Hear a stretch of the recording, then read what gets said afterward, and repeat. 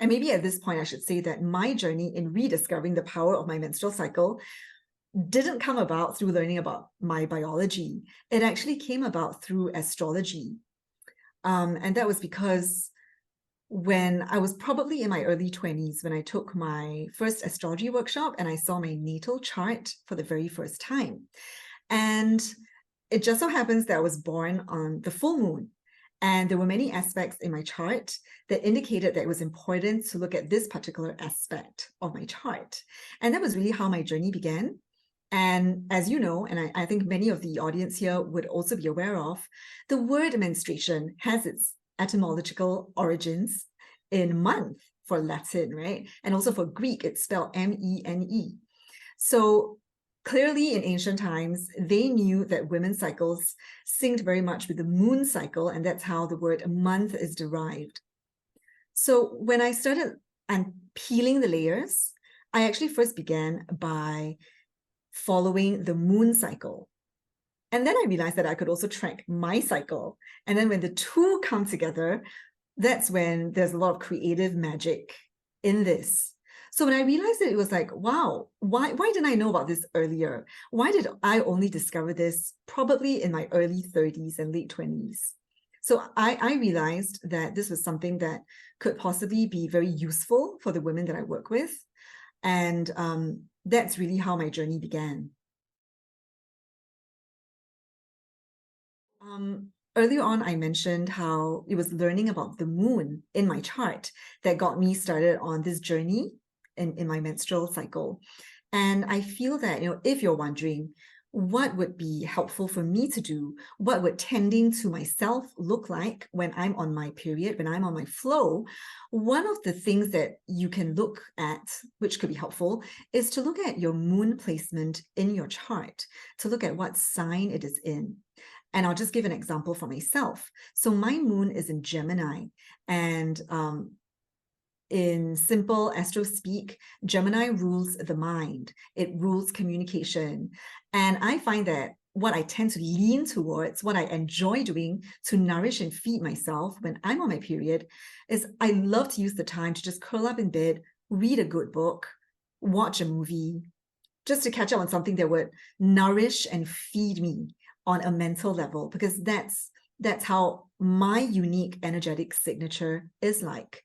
So for someone whose moon is in, for example, Taurus, which is much more earthy and grounded, something physical like maybe a hot bath, which I also enjoy, but I don't do it all the time when I'm on my moon. I know what works for me.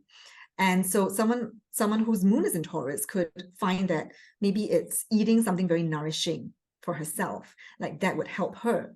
And then maybe for someone whose moon is in Cancer, for example, Wow, it's more watery. Moon is in Virgo. Just asking for a friend. Well, that's perfect. And so if you know anything about Virgo, well, I would say decluttering would be great, like to have a really beautiful space where everything is in its place. You know that would nourish you, because when we're on our flow, that's also when we can be really irritable and grumpy, and there's a shadow side of that. So for example, like if I'm watching a movie, I would not watch a horror movie. I would not watch a violent movie that would affect me in an unhealthy way. Yeah. So Virgos, they like things to be neat and ordered. Writing could be good, like just putting your thoughts down. You could even come up with you could use this time to plan, because when we are on our moon, this is also when we are at our most intuitive, most in touch with our inner voice. This could be a really good time for Virgos to plan, to dream, and think about what they would like to do in the coming months ahead, and plan. I think planning is something that Virgos would really enjoy doing. Would you agree? Would your friend agree? No, it's so funny because I'm a Leo, and I often say the only thing I really identify with being a Leo is my hair. But my moon and my rising are both Virgo. And I go, that's where my love of spreadsheets and order comes from, because no Leo is a spreadsheet nerd, but I am. It's so funny because I haven't really looked into the whole Virgo thing a ton. And as you were talking about that, I was just like, wow, that is so spot on. It's really funny. I do that naturally, just couple days before my period, first couple days of my period, I'm remaking my bed, I'm putting on the red sheets, I'm decluttering my area, my nightstand, I'm getting the kitchen all ready so that when I have my period, all I have to do is like hit the tea kettle and it's ready to go. Like all of that stuff, all that planning and decluttering and organization. So funny. I love it. Well, that sounds amazing and wonderful. It's like you already had that innate knowing. And when at the very beginning, when I said that I rediscovered this, like the power of my menstrual cycle, I chose that word deliberately because I do feel that as women, all of us actually have an innate knowing and an understanding that has been conditioned out of us. And all we really need to do is to come back into alignment with our bodies, with ourselves, with our wombs. And then, you may not know your the sign that your moon is in, but then you find that you innately start doing things that nourish and fill you and feed you, and you don't even have to think about it. Yeah. Because I mean, when I think about our menstrual cycle, this is the most innate part of us. Like we don't actually tell our bodies, okay, on this date and this time you're going to bleed. Like it just happens like clockwork naturally by itself. And so there is this natural intelligence that we all have, that even if you're not a geek or a nerd, and you don't have to be, if you're someone who is perhaps more earthy, more kinesthetic, then you can just sense into what it is that your body needs. And then all the other stuff, it's useful to know, it's helpful to know, but it's not necessary. Yeah, absolutely. And I should just chime in that for those of you who are not menstruating for any reason, postmenopausal, trans, hysterectomy, whatever, moon cycles, right? So new moon, day one, menstrual phase, full moon, ovulation. So just sort of having a play with that as well. So you can absolutely go on this fun journey, right? The school has postmenopausal people in it every year, and they all do the same charting and the same cyclical living and the same playing around, and always make some amazing discoveries. So just as a little chime asterisk note there. No, thank you so much for saying that, because what I love about the moon cycle is it's something that every woman can do, whether or not you're bleeding. So, for example, little girls, they can be taught to connect with the power and the magic of the moon, just as they learn about the tides and how the moon affects the ebb and the flow of the waters. They can also deepen their appreciation of how their bodies are cyclical and tidal.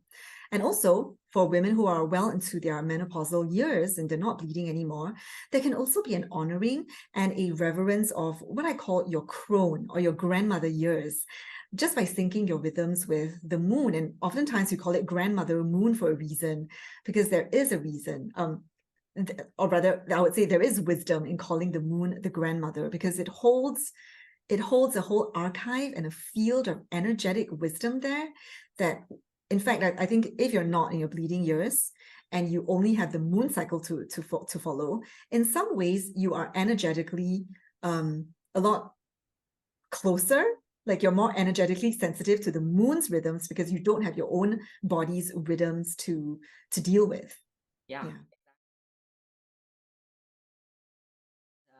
And that Virgo journaling, I have journal questions for each phase of the cycle, and the luteal phase ones are always so juicy and so useful, and then they really set up the rest of them, right? So in the school and in actually in both of the books, I talk about the what, why, how, do, and it starts with luteal and asking yourself those what questions. What's working, what's not working, what do I love, what do I hate, what do I need to get rid of, what do I want to do more of, what could I invest in that would move me forward, what should I stop spending money on that's really just a drag.